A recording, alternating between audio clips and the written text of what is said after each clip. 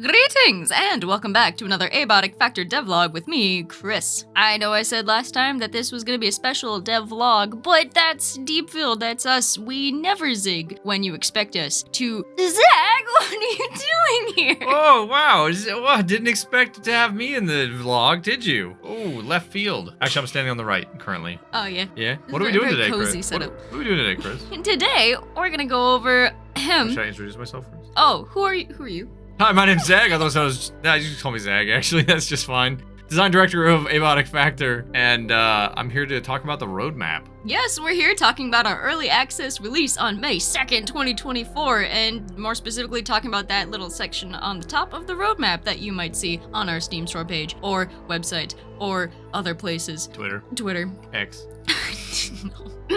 So Zag, looking at this, I see that you say that there is an office sector. What be that? What is the office sector, you ask? The office sector is that little slice of beautiful science life that you played in the Next Fest demo, some playtests, probably, and you know that was quite big. You know, it was quite robust. There was a lot of game there. That is the first sector of the game, and that will be available in early access, along with 2 other major sectors. 2 other sectors? Tell us about those. Well, the second one is manufacturing sector. There's manufacturing things.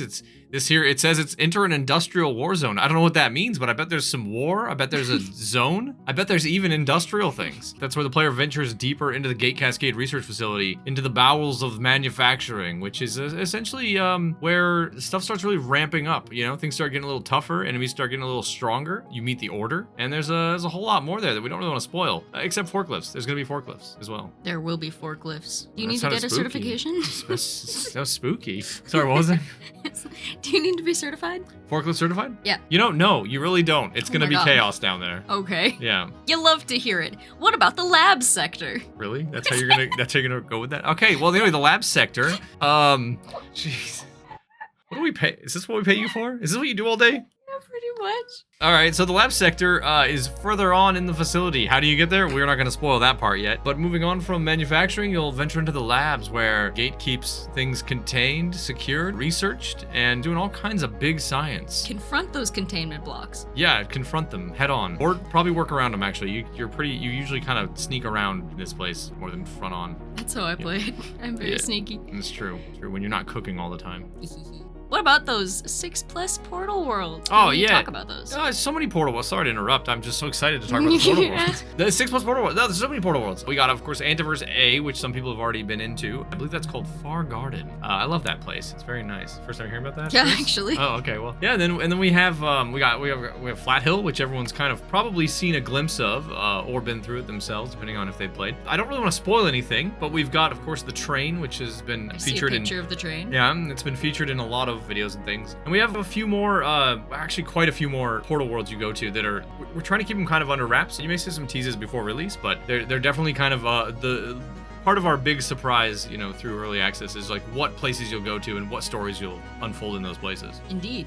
Next, what about the Gate Compendium? I see a little tablet buddy there. Little tablet, yeah, that's your Gate pal. Yeah, you picked that up in the introduction. Do make sure you do the introduction. It's a blast, and there's a really nice security guard in there. Voice by, sorry, I'll move on.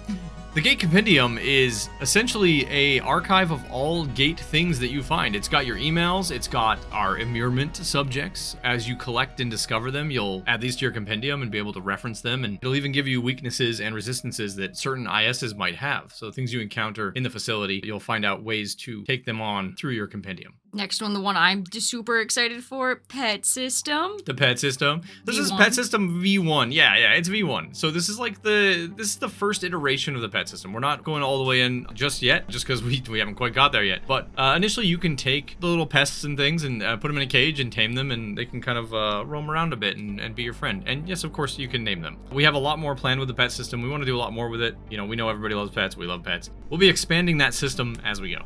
Can I pet him? You can pet your pet. Yeah. Yes. Okay, tram system. Oh, the tram system's awesome. So a lot of players who played in our early playtests kind of tinkered with the trams a little bit, like they weren't supposed to, but they did anyway. You know who you are. But the tram system's pretty straightforward. Well, actually, it's more windy when you think about it. It's essentially a way to move. Yeah, and It's essentially a way to move between point A and point B in the facility. It's just another way of travel. We're really excited about it though because it's kind of a classic, fun system for an underground research facility. And yeah, it's going to be quite a ride, if you will. Here you can have dedicated servers. Is that true? Yes.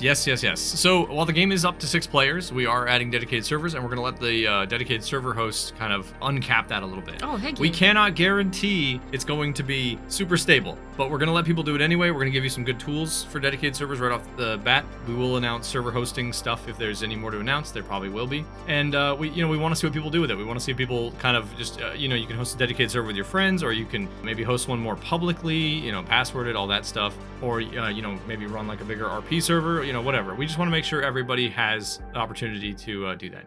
And sandbox mode, tacking onto that question, it feels relevant. Yeah, so sandbox mode is kind of exciting because it lets you customize the game exactly how you want. So if you're running a big server, for example, you can turn on or off certain features. Not everything, but we're going to add to it over time, and we'll take community requests, of course, as well. So send in your feedback when we get there. But a lot of the obvious stuff, day-night cycle speed. We even have like some crazier modes. You can like set it always day or always night. We don't recommend that unless you know what you're doing, of course. And you can also set like friendly fire settings or just how tough enemies are, things like that. So obviously we want you to play the game through the normal way to begin with. But once you're feeling confident with the game, or if you're really struggling in it or something, you can always like go to your sandbox mode and change some stuff to fit it more to your liking.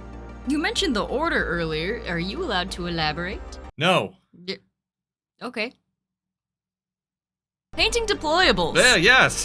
So you can paint deployables with paintbrushes, because that's it. I mean, we're really looking into more ways to like expand base building and make it more interesting. And painting deployables is always fun, of course. So there've been a lot of changes in some of the earlier playtests. We're pretty happy now with where we've gotten to with base building and things. And painting deployables is kind of one on our bucket list. What's the paint made out of? The paint is made out of a lot of different stuff you can find around the facility. Some of it is easy to find. Some of it is a little more difficult. Achievements? Yes. Everyone knows what achievements are, right? Right? We don't have to talk about achievements. There will be some achievements. We'll be adding more achievements over early access. So major update 1, major update 2, like we'll be adding more and more based on not only the new places you go, but also just new systems and new features, and of course expanding stuff as well. And of course, new enemies, items, resources, and more, as it says at the bottom.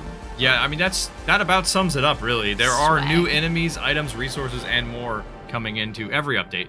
The first major update, first major release, is going to see a bunch of new things you've never seen before. And if you've never played, you've never seen any of it. But it's going to be a wild, wild world of strange entities and maybe a few other things that we're not even going to hint at yet, because we just want to really make sure when you find them, that is the best experience it can be. Our lips are sealed. Yeah. We still have to finish the thing though. So even if the lips are sealed, you still have to finish the vlog. You gotta. What do I normally say? This is your show. You said this is the Criss show earlier? Before we went on, she said, "This is the Criss show. You better toe the line." That's what she said to me. Well, that does it for this Abiotic Factor devlog. Tune in next time where we discuss a topic yet to be determined, because I think the game's probably going to be out at that point. Oh my god. Yeah, we're going to be freaking out a little bit. I don't know. I have no idea. Well, I guess we'll just see what people want us to talk about or have questions about, and then tailor to that. True. But, thank you all for your support. Thanks for being part of the community. Thanks for playtesting the game. And we really look forward to releasing Abiotic Factor on Early Access in May 2nd. And thanks for wishlisting on Steam. Link below. Nice. That was very robotic. They're going to love that.